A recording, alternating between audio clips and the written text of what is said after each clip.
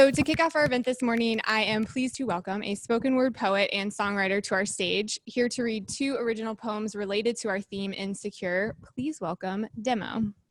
Good morning, everyone. I'm so happy to be here. It's been such a long time since I've shared poetry live. This is definitely a new way to do it. I'm so excited. Thank you so much to Creative Mornings, to the Collective, for the opportunity to be here and to share with you all. I share poetry because it's healing for me. And so I hope that it is healing for you all and that you all can relate and enjoy. As I am sharing my poems today, usually I get the snap vibe, so feel free to snap from your living rooms or from your offices. You can also write in the comments if you have thoughts or perspectives that you want to share with me. So I'll go ahead and get started. I'm going to share 2 poems with you all today. So here we go.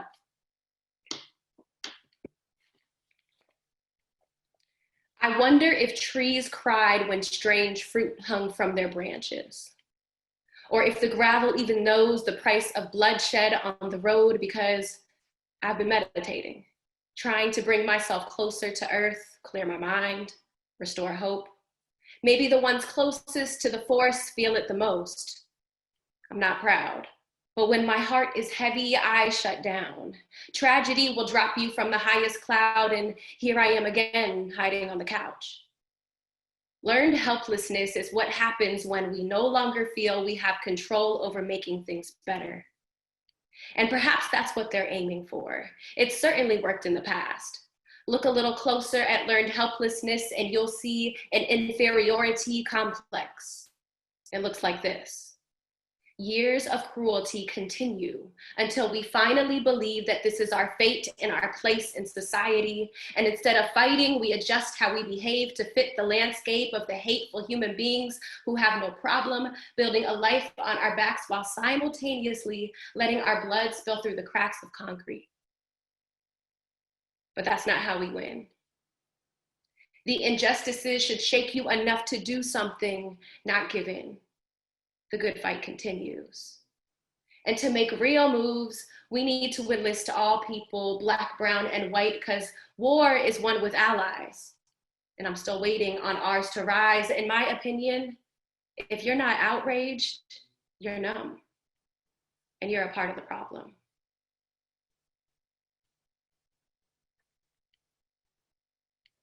Thank you. I see some snaps and some claps. So that was the first poem. I realized it was a little heavy. Again, my name is Demo. You can find me on Instagram and Facebook at Demo the Writer. I'm going to share one more poem with you all, and hopefully this one leaves you a little bit more hopeful. I know the first one was a little heavy. This poem is called Insecure. Goes with our theme.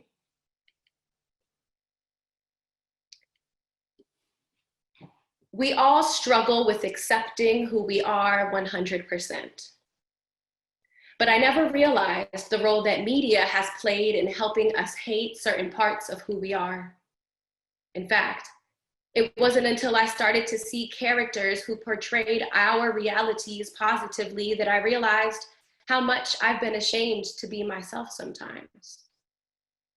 So I'm thankful for those brave enough to change the narrative, for putting strong and lost in the same characters. I'm thankful for Zoe Kravitz in High Fidelity, for the Nola Darlings and the Issa Raes who make it safe for me to feel insecure. Thank you for telling the stories that I fit into, the messy mid-20s, artsy and unorganized, and brave enough to cry when you're tired of trying. Sensual without apology, never promising to be anything more than a woman on a mission to free herself. Mismatched clothes and masters of code switching, ordering takeout because you never mastered the art of cooking, but you can make a mean meal when no one else is looking, smoking weed like the medicine it is.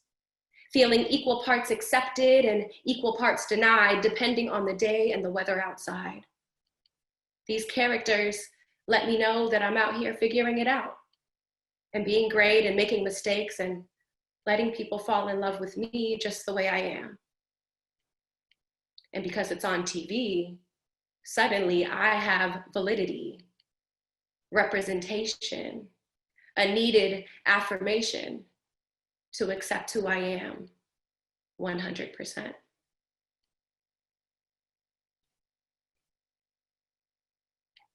So that was the second poem, you all. Thank you for the snaps. Thank you for listening. Thank you for being here this morning. I think we're all here to grow and learn and listen to one another. It always feels good to share my truth and to share my words. So again, thank you all so much. That's all for me. I hope you enjoy the rest of this wonderful seminar that we have this morning. Thank you so much, Demo. That was amazing. Really appreciate you sharing that with us. So you can follow Demo at Demo the Writer on Instagram. You can also drop a tip in her Cash App if you feel so inclined. Just take a minute and maybe screenshot that or jot it down. So our speaker today is the personification of the fire emoji. It's silly to me that she's speaking on the theme Insecure because she is one of the most confident and authentic people I've ever met. Hannah Ibanez is a social justice trial attorney currently living and working in LA. After spending several years as a public defender in some of Florida's harshest criminal justice systems, including Pinellas County, she moved to work for a nonprofit law firm in LA's Skid Row district, focused on eliminating houselessness by any means necessary. Last year, she spoke to our community about justice, setting off a series of events that would inspire us to seek her out again to deepen the conversation about the injustices in our country that have always been there but seem particularly salient to this group now. Perspective matters, so she'd like me to let you know that she is a mixed-race queer millennial. Her parents, whom she loves, are retired Miami-Dade cops, and Black Lives Matter. Please welcome Hannah Ibanez. Good morning, everyone. My heart just started beating so quickly. I'm back again, and as T just said, my name is Hannah. I am a social justice trial attorney licensed to practice law in both Florida and California. I used to work for the Florida state government as a public defender, and my job was to represent and defend clients against the government within the very limiting parameters that the government was willing to provide as far as funding our office and our efforts was concerned. Last year, when we spoke about the topic of justice, I said that the criminal justice system was broken. It's not broken. It's working exactly as it was intended to work. With that realization, I needed to take a step back and re-strategize. I searched for a role that gave me a chance to protect people from ever having to come in contact with the criminal justice system in the first place. Houselessness and a lack of access to necessary resources like medical care and food were the primary root causes for why my clients ended up being public defender clients. Second, of course, to just being Black. So I searched for something that empowered me to do some more preventative work. I packed my bags and went west. I joined a firm in the downtown LA district known as Skid Row. Skid Row is a notable district because it is the largest stable population of houselessness in the United States. It is essentially a mini city within a city.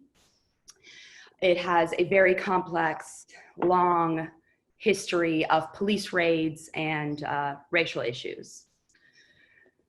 So last summer, I left off in speaking with everyone with the message that we have power, and we do, but not enough, which is why we have to use what we do have right now to take back the rest. Last year, we were in the middle of the Michael Draco murder trial for the murder of Marquess Mclaughlin. If you recall, Marquess Mclaughlin was shot in the back in front of his entire family, his 3 children and his partner, at a gas station in Pinellas over a parking spot. Much like the murders of Ahmaud Arbery and Trayvon Martin, police and state attorneys rallied behind the murderers and refused to make arrests. Just after last year's Creative Justice morning event and before Creative Justice's evening event, the jury delivered a verdict in the Michael Draco case, finding him guilty for the unjustifiable murder of Marquess Mclaughlin. And he was subsequently sentenced to 20 years in prison. pivot to the present time, and the Black liberation movement which has been bubbling for the past 400 plus years, with notable points of organized collective intensity, has reached a boiling point yet again. So let's talk a little bit about what's going on. I understand that for a lot of people, this came out of nowhere. So I want to take it back and shed a little insight onto the history of the police, the context of where they come from, so that we can maybe gain a better understanding of how we got here. The police are relics of slavery. Born from the KKK, they literally started out as slave catchers. The history of police work grows out of this early fascination by white patrollers with what slaves were doing. Most law enforcement at that time was, by definition, white patrolmen watching, catching, and beating Black slaves. After the Civil War, police departments took over many of these aspects and duties of slave patrollers because we couldn't call them slave patrollers anymore, right? This included systematic surveillance and the enforcement of curfews, and even notions of who could become a police officer, which I'm sure is sounding chillingly familiar. So the criminal justice system that we know now is actually the product of a negotiation made between parties to facilitate the end of slavery that didn't really end it at all. It just changed what it looked like.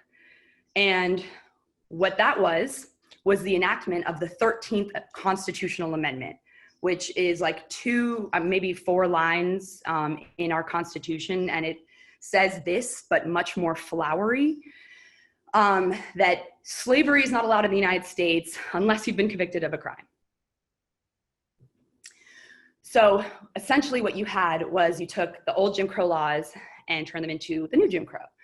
It allowed for the continued exploitation of Black labor and the continued incarceration and oppression of Black lives. Today, you are now shocked to learn and see for yourselves how not much has changed. Police violence, mentioned this last year, is a leading cause of death for Black men.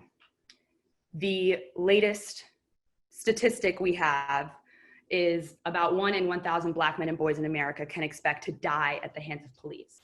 This is based off of severely underreported data, and it's also not including individuals who experience police brutality that doesn't result in death.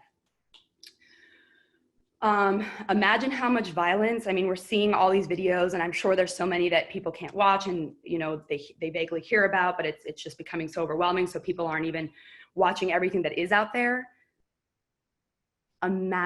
Just imagine how many videos never ever get taken in the first place. My hope is that with the understanding of the origins and the history of police, perhaps you're more willing to confront the fact that police have diabolical amounts of power and maybe shouldn't. What kinds of powers? They have the power to spend billions of dollars on weaponry that the public doesn't get a say on. And I'll talk a little bit about what kind of weaponry later in the talk. They have the power to decide whether or not to fire themselves or arrest themselves or allow themselves to be sued. They have the power to hide and manipulate their own criminal records or not report their crimes so that they never appear on their background to begin with.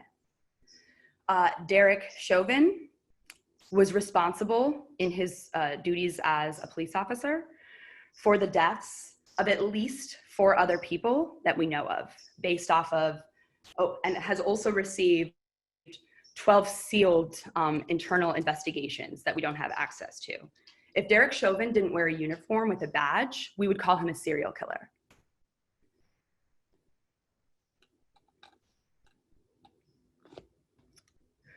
They have the power to control the story. From Breonna Taylor's internal investigation report, Turning Up Blank.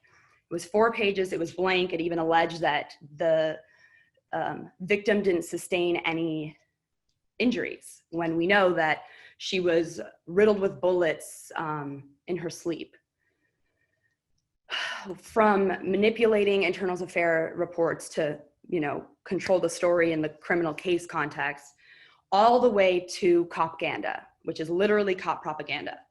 The most recent and obvious form is the current protests. You have officers kneeling one moment, one day, and then brutalizing people the next moment. I can tell you, I have never seen anything like it. I am currently in LA attending these protests. It is from one moment to the next. The riot gear is coming out, the twist tie arrest cuffs are coming out, the twisty cuffs, the tear gas, the rubber bullets. It is very much a manipulation of the story. You also have agent provocateurs. These are literally officers, police officers who have been identified in some cases, but not all, who, particularly in the Minnesota protests when things were kind of starting to catch fire, were going undercover. And we can switch to that next slide. We're going undercover and, no, never mind, go back. Thanks. And smashing businesses. So there was one particular incident where a man was undercover breaking the windows up. I think it was like an AutoZone, and protesters started filming it because nobody else was doing that. They were just standing there protesting, and they were kind of like, dude, what are you doing? Like, that's not the vibe. And he was just like going around with a hammer. And they were able to later identify him as Jacob Peterson with the St. Paul Police Department of Minnesota. So they literally go in, they incite this violence that warrants the actual, plainclothes police to, uniform police to respond with violence, because look what these people are doing. They're smashing in windows. Very dangerous stuff. Our culture has been molded to make us feel afraid, wary, or to find it taboo to say anything critical or disparaging about the police.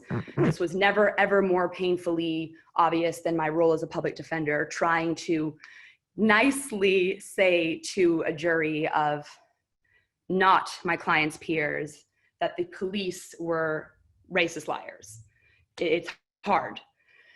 And we need to sit and think about why this is, because it's really, really something that we have to break out of. Think about the show Law and Order and what it taught you about the criminal justice system over decades, right? We don't have two separate, equal, important groups, right? It's the police and the prosecutors work together. They are the same group. And what about the public defenders? What about the wrongfully accused, right? That was not part of that narrative. It was DARE programs, war on drugs, the cops show, etc.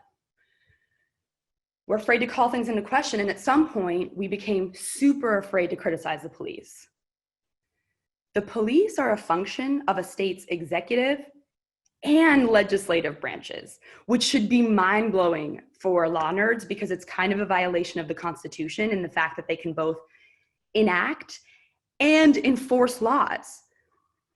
There exists a total lack of accountability and or checks and balances on police power. It's societal, it's fraternal, and it's sanctioned. Police power is protected by the people, it's protected by the police, and it's protected by the laws, which brings me to qualified immunity. Okay, now I know that J.K. Rowling is canceled because she's transphobic and we don't have time for that trash, we really don't. But follow me for 1 second for this hypo. If the police as masters of death possess the Deathly Hallows, qualified immunity would be the invisibility cloak. It's supremely important for police to have this to maintain the status quo, which is getting away with everything always, and I'm going to tell you why.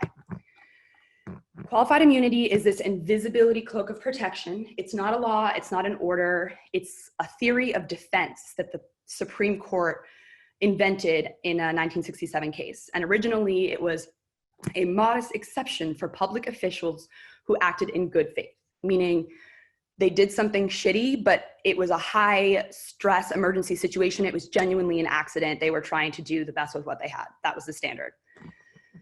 15 years later, political changes, political times, culture changed. The protection given to the court no longer turned on whether or not they acted in good faith. Now, They're allowed to act in bad faith. They're allowed to act maliciously. They're allowed to violate people's rights and still be immune from suit unless the victim can show that his or her right was clearly established as wrongful by legal precedent and won. What that means is somebody had to have already sued on the same or very, very similar factual scenario that you're suing under and won. For 99% of factual scenarios, this has never happened and probably wouldn't have if it weren't for these riots. So it's literally not possible. And qualified immunity is not immunity from having to pay money damages. It's not a defense that you get to take the stand and make in court. It's a complete defense from going to court at all. You can't even get in the door unless you can get overqualified immunity. So it has the effect of basically closing off all avenues of compensation, reparation, justice for citizens who've been brutalized and violated by the police. So when you look into the eyes of Derek Chauvin and see that he didn't have a care in the world, a lot of people noticed that he had his hands in his pockets and his sunglasses were just, casually on top of his head as he slowly and intentionally and knowingly took the life of George Floyd. The question is, why does this officer think that he can get away with that so clearly, right? Like that was everyone's public response. And my answer to you now, in large part, is because he can, and he has.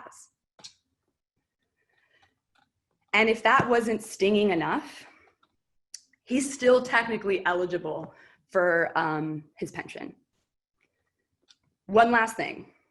So if a police officer's in-house counsel, which is also a funded tax-paid legal position, negotiates a settlement with somebody who's getting ready to sue the police because it's less costly than the long memo it would take to explain why qualified immunity applies. I don't know why they would do that. If that settlement is paid, at least for LAPD, the Los Angeles Police Department, and I learned this from Nithya Raman, who is a candidate for LA City Council. But those misconduct settlements are not paid out of the LAPD budget. They are paid from the city's general fund, okay? So in addition to the billions of dollars that they get, we're also going to cover the costs for their misconduct lawsuits, which I think was like 150 million over the last 10 years. And other departments don't get to do that. Other departments have to pay their settlements out of their own budgets. And I didn't get the chance to figure it out about whether or not Pinellas does that, but that's definitely something people are gonna wanna check on because this is your money we're talking about. I just want to leave people with the understanding that your individual positive experience with a police officer, like me and my parents, does not outweigh the fact that institutional racism is the backbone of our criminal justice system. And the police are the means through which institutionalized racism is accomplished. Okay, I want to shift a little bit and talk about protesting, looting, and rioting.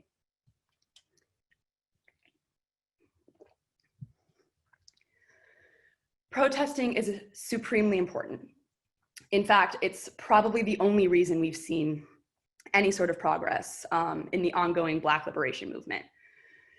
There are so many ways to protest, and I'll get to some of them, but I want to take a moment to particularly discuss the rioting, looting argument, if you will. First, I want to call your attention to language used to describe white people with assault rifles storming Capitol buildings to demand the reopening of hair salons during the deadliest global pandemic versus the language used to describe and the force met with the people who took to the streets, many times with proper permitting, to protest the unending murders of Black people. What I need people to understand about their criticism of looting and rioting is that if you are only supportive of a movement up to your personal level of comfort, so say you think, I'm comfortable with donating, I'm comfortable with boycotting, I'm comfortable with protesting, but I am not comfortable with looting, you need to check yourself. Last year, I spoke a lot about Walmart. And for those of you who weren't there or don't remember, Walmart criminalizes poor people who we know are disproportionately Black in this country for very intentional reasons. They send them to prison for things like petty thefts. If you get 3 petty thefts in the state of Florida, which people rack up for stealing diapers, food, water, you go to prison where you will work for essentially free, making shit for Walmart. So that's when we say like it's slavery, just a different form. As soon as you get that criminal charge, which is obviously very easy to do because the police have a lot of power, we call that business. Like in the United States, people think of, you know, those terrible working conditions and like, you know, those billion-dollar corporations, and you're just like, oh, that's business. That's the rich robbing the poor. But when the poor fight back, right, we call it violence. And that's something that we really need to start to unlearn and deconstruct. Black lives, Black culture, Black land, Black labor, resources, they've been looted since the beginning of time. So frankly, I personally do not give a flying fuck about Target. Target has great insurance to come back from literally anything. Black lives don't. Also, Target donates to cops, so fuck them. After Martin Luther King Jr. was assassinated, 110 United States cities started rioting, causing $47 million in damage. On the 6th day of the riots, this is after Martin Luther King Jr. is dead. On the 6th day of the riots, the Civil Rights Act of 1968 was passed. Please reconsider your No Love Without Peace post or anything with similar sentiments. Do not police people's reasonable responses to being systematically hunted and murdered instead of policing the police.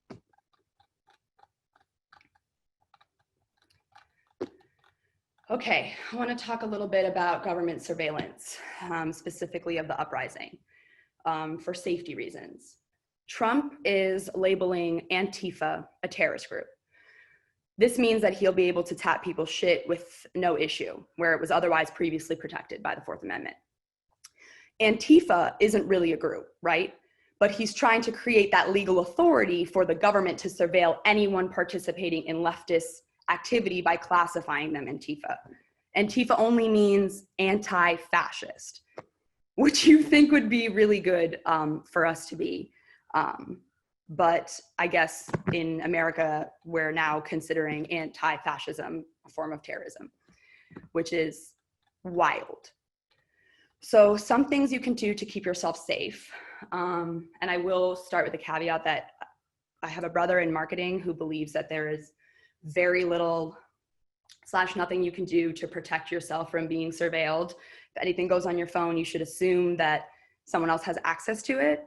However, here are some things that, in the event that this can be stopped, would help. First and foremost, when you're having private, sensitive conversations related to organizing, do not use Zoom. Use Signal app for encrypted messaging, and I will include in this follow-up email that I'll send a little section of resources for, you know, this part so that you can go to the websites and read the articles that I cite too for yourselves. Don't use ancestry.com. Also offer you some help on how to like undo if you have already done this. Trying to like get your DNA and personal data deleted. Don't try to cover computer cameras whenever you're not using them. Remove metadata before posting pictures, especially if you're posting from protests. At Pizza Lawyer 420 has really good tips on how to remove metadata. Yes, technology is super limiting and harmful, and it can feel really scary right now in a lot of ways. However, it's our only means of organizing, especially during a pandemic. So we have to lean into it, and we have to be a little bit smarter about how we use it. And later on in the talk, I'll circle back to the social media topic. It'll come up a few times on how we can better use it. I do think that it's important for people to be plugged in, and if you have a smartphone, if you're privileged enough to have a smartphone, you should be using social media. What can we do? So the first thing that we can do, really the only thing we can do at this point, and either you're spending your time trying to wrap your head around why this makes sense, or you have accepted that you do not want to be on this side of the fight. That's where we're at. The first thing we have to do is defund the police. I know that this is confusing and scary for people. A lot of people get really insecure about how this makes them feel. So I want to navigate that. I said this last year, I will say it again today, and it'll probably be on my tombstone. The criminal justice system should seek to eliminate itself. It should not create and sustain a booming private business, nor should it be more dangerous than the crime it polices or do more harm than good. We currently spend $150 billion plus on police as a nation and corrections. As a nation. And just for like scale, it would take 20 billion to eliminate houselessness in this whole country, and 34 billion for everyone to get free college. Where does that money come from and how is it spent? Okay, this money comes from a lot of different places. Taxpayer money. The police are funded by city budgets, which are funded by you. Private donations, different organizations that donate. You know, they have events and what am I thinking of, like galas and stuff where they, you know, get money raised. They also are available for private hire. They are frequently hired by churches, by sporting events, by schools. You've been seeing a lot of schools leaning into canceling contracts with them. Schools is actually government money, but you know what I mean. How is this money spent? This money is spent on state-of-the-art facilities with indoor shooting ranges and bigger space to take on bigger forces, updated vehicles with updated lights, military tanks, deadly weaponry that includes assault rifles, sonic weaponry, which is basically just like a big sound machine that like hurts everyone's eardrums, I'm sure bursts it if you're close enough to like disperse crowds. Gases, dogs. St. Pete Police Department got a new indoor police department or indoor shooting range in their new police department right across the street from their old one, which is like still standing and perfectly fine, but it's so fine that City Hall is actually going to take over it, but I digress. And the expansion of jails. Pinellas County Sheriff's Office, which is a other police entity within Pinellas County, spent $100 million on expanding the Pinellas County Jail. So in the last 2 years, I think like over $200 million went to policing from Pinellas budgets. Police unions are some of the most powerful governmental lobbying groups. I mean, they make it really hard to change these laws because, like I said earlier, they're also plugged into the lawmaking process because this makes you more powerful when you are trying to control what the law is allowing. We and so many other, I guess I would speak for, I should just speak for myself.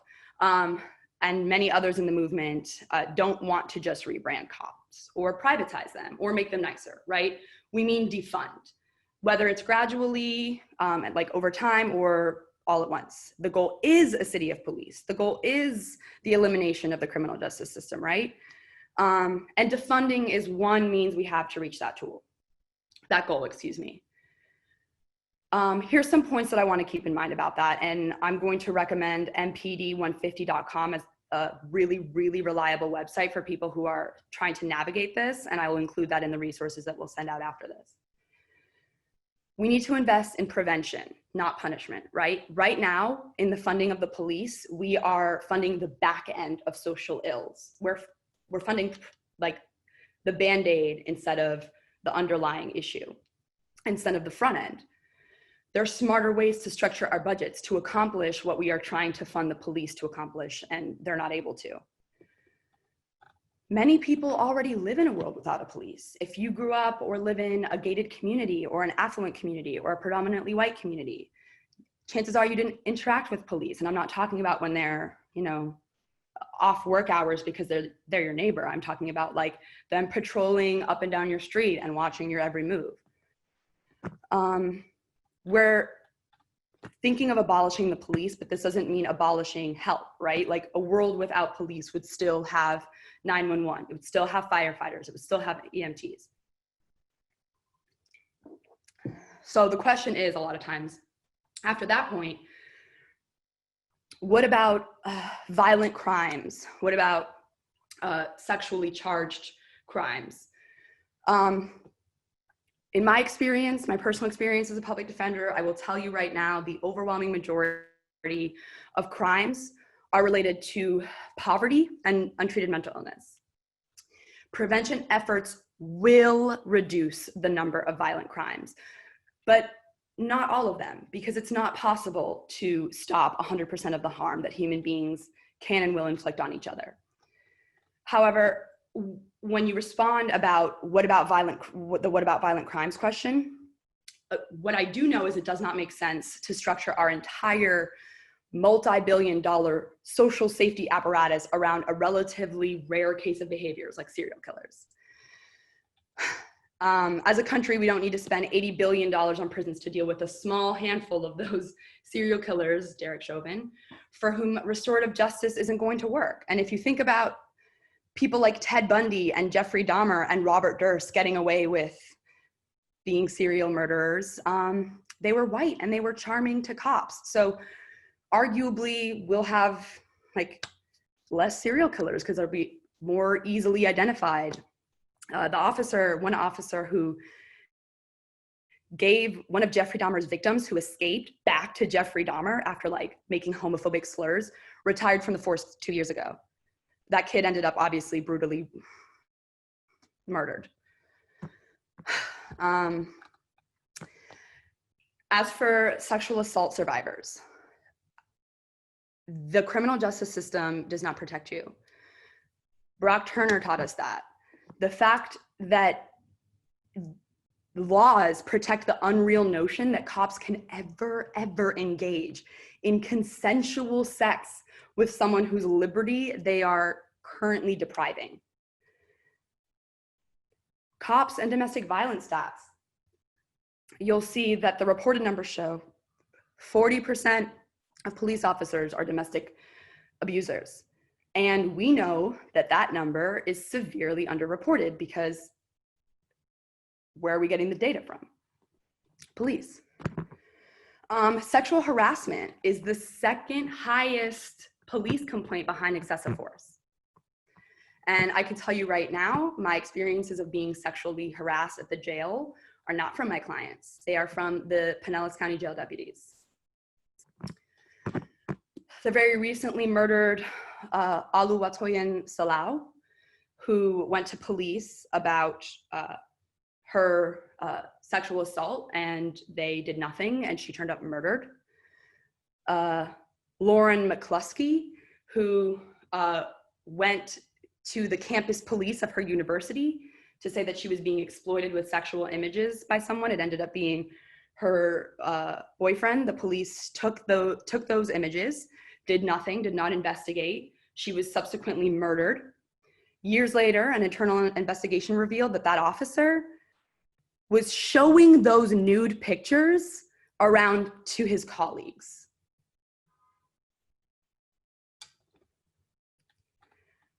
Sophie Chiaka on Twitter has a really excellent thread of quotes from some judges in rape trials. I will tell you, having practiced in front of these judges, they aren't allies of sexual assault victims. I'm only gonna read a few. One was, she's a young girl, 17. Maybe she's a little overweight, but she has a pretty face, no? She was a bit flattered. Maybe it was the first time he showed interest in her. That was Judge John Paul Braun in 2017. Other than the ramifications of losing her virginity, which the court does not find to be especially serious harm, the girl did not suffer any physical or emotional injuries. That was Judge Marcia Silver, referring to a 12-year-old girl.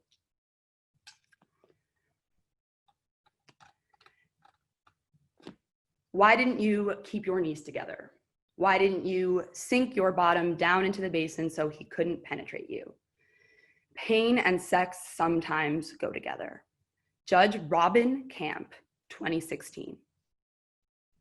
This system does not help sexual assault survivors, not even white ones. There are thousands of untested rape kits. There are thousands of sexual assault predators who are being protected by their uniform. What we need to do is we need to fund teachers.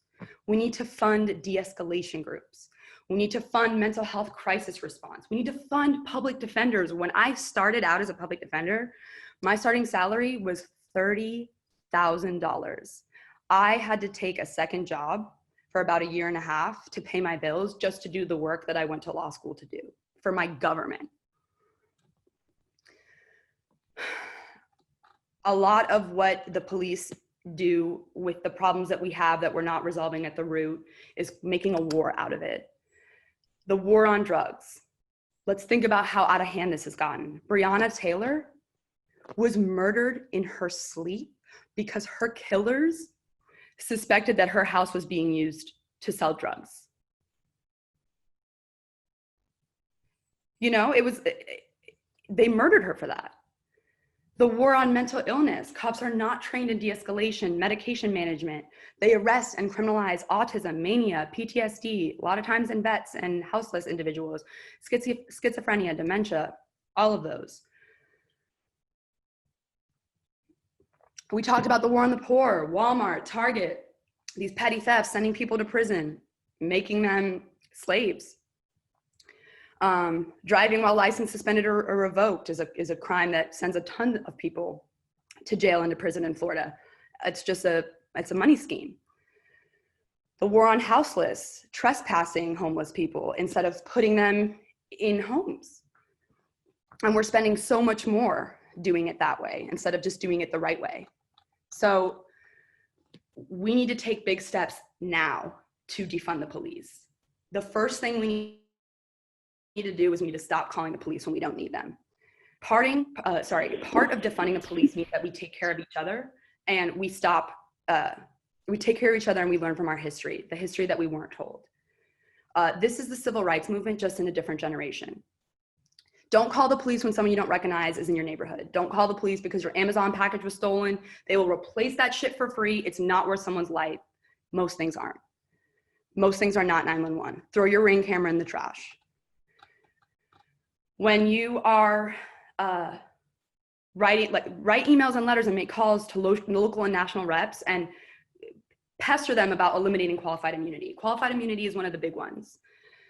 Protesting is a huge way that the police are getting defunded. The LAPD leaked the chief of police's memo to the department about the fact that while they had accrued $40 million in overtime with the protests, they're not going to be able to pay that, that they will get compensated in leave time, and they're now limiting the leave time that people can get. So like they're cracking down on supervisors to tell officers, hey, you got to clock out, you can't be accruing overtime, which was a huge source of like getting super rich as a cop.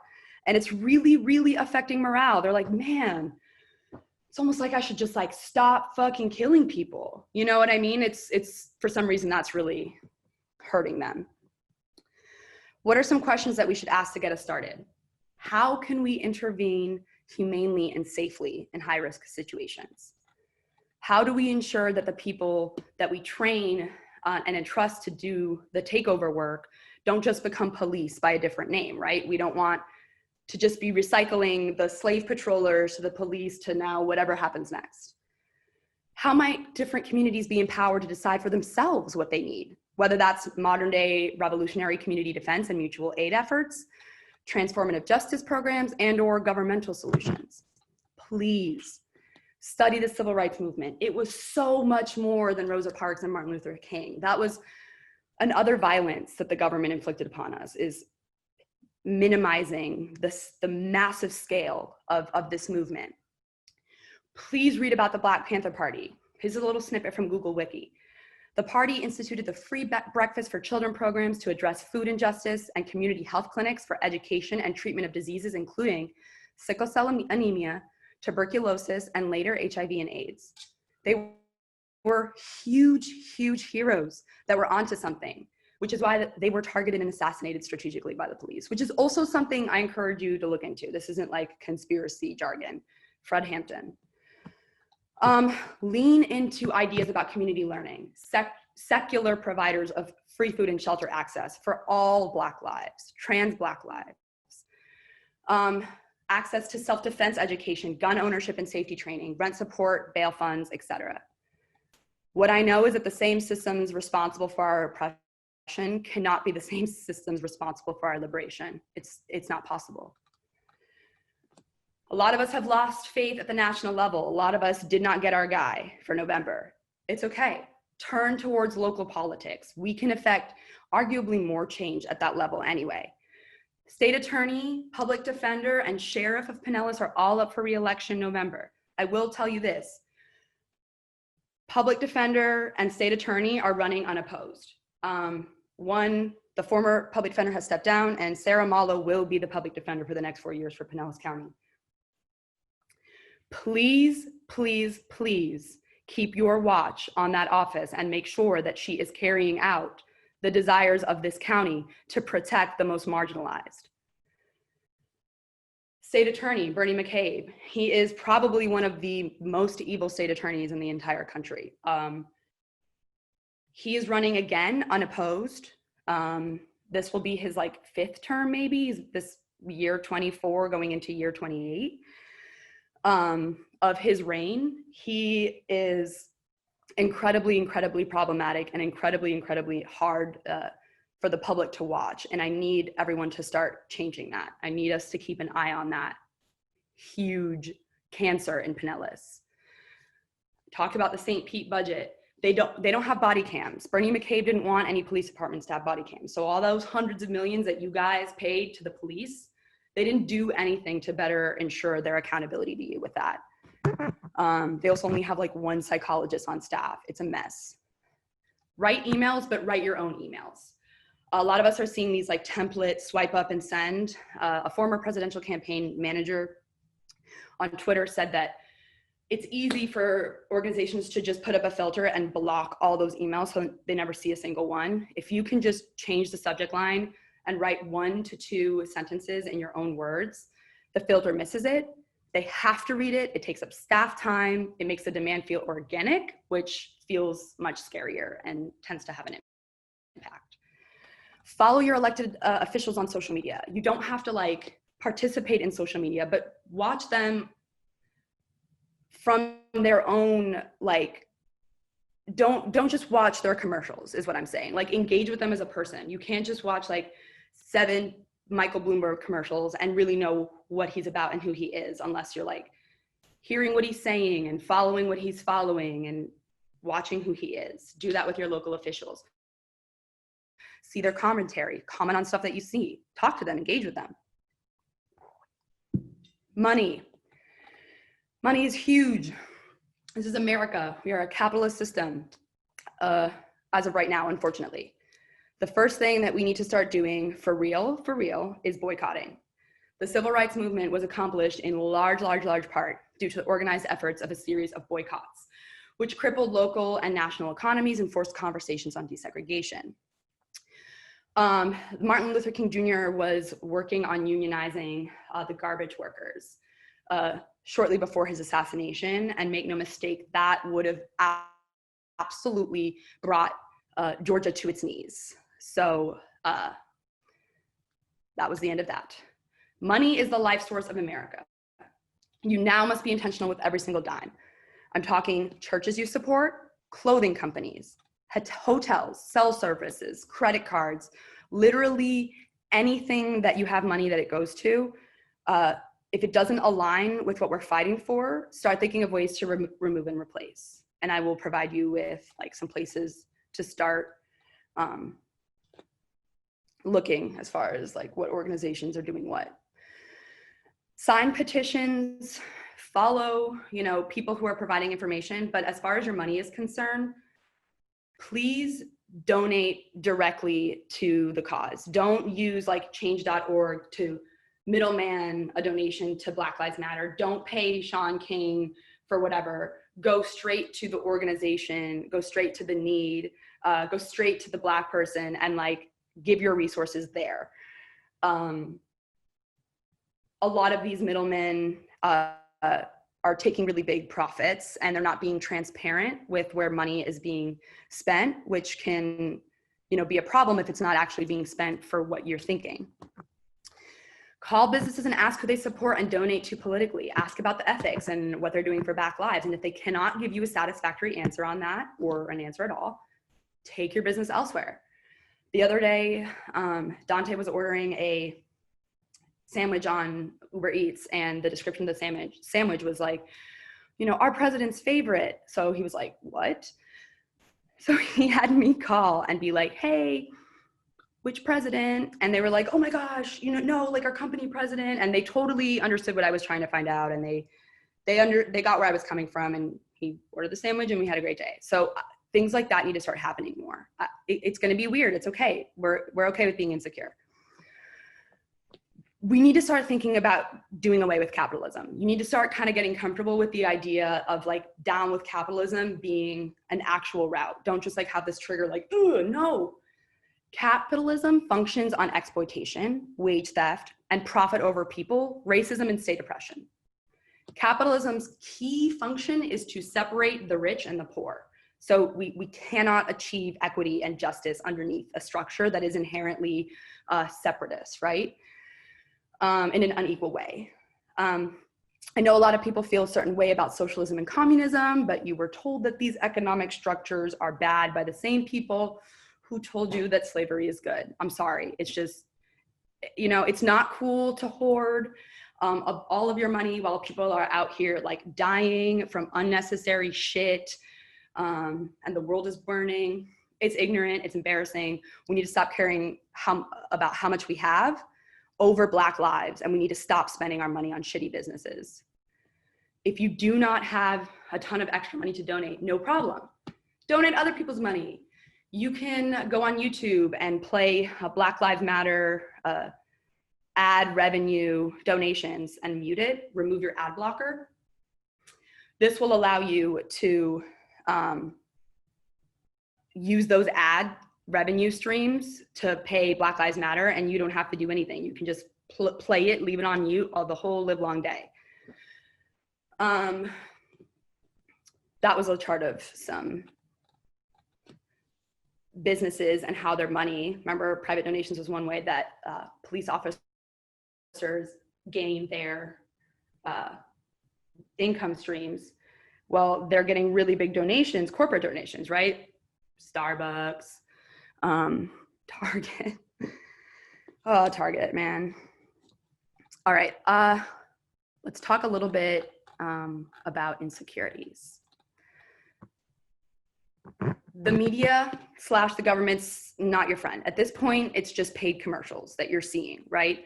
You didn't learn about Black Wall Street, the Tulsa Massacre, Juneteenth, the Rosewood Massacre, which actually happened in Florida in 1923, and as many as 150 Black people were killed. And all that remains is a highway road sign in the public schools that you paid for. So what else didn't your government tell you? We have to question authority. There's nothing more American than that. I say this as a government agent, former government agent who cares about the people more than the government, which is exactly what a government should do. Stay on your parents or draw firmer boundaries. Keep having the arguments every chance you have. It doesn't have to just be once a year on Thanksgiving, like we mentioned last year. Hey mom, how's the weather? Like, what if you know, what are you doing with Black lives today? Block Fox News on your parents' and grandparents' accounts. You know what I mean? Like, call out racism directly. There's a template of responses that Shanae Bovell provided on Instagram, which could be helpful if you're someone who's struggling with this. It does not have to be confrontational. You can offer time to chat about things further, share resources, and take comfort in knowing that calling people out is never comfortable or easy, but it's an act of love. And some things you can say, you know, to be soft about it. You know, could you clarify what you meant by that? As your friend, I feel obligated to let you know that that was a racist remark. I didn't want to single you out before, but that comment made me uncomfortable. Here's why. Some ways that she offers a lot of different, just simple, kind ways to have that conversation and start that conversation.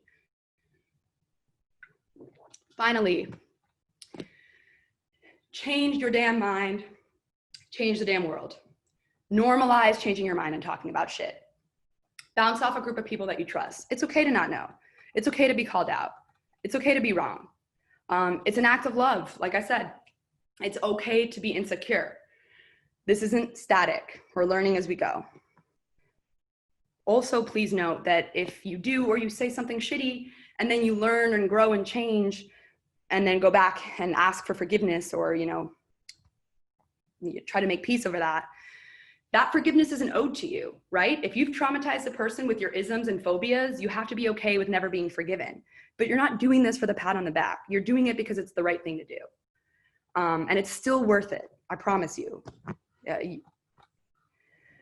The future is literally what we choose to do right now. Lean into this huge insecurity with your own moral certainty. You know what is right and what is wrong. We have to mold the government into something that works for us. And I don't know that it's ever been that thing. So this will involve a lot of community meetings, a lot of budget hearings, a lot of neighbors talking to neighbors. It's going to be hard.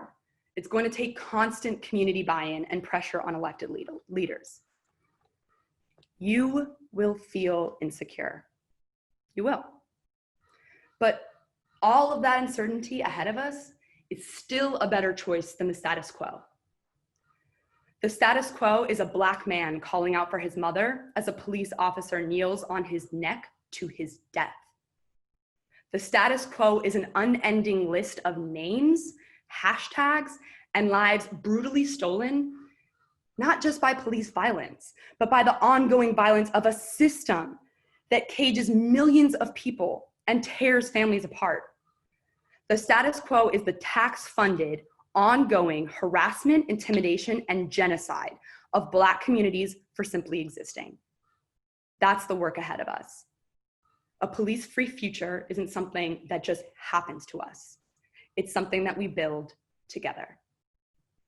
Thank you. Thank you, Hannah.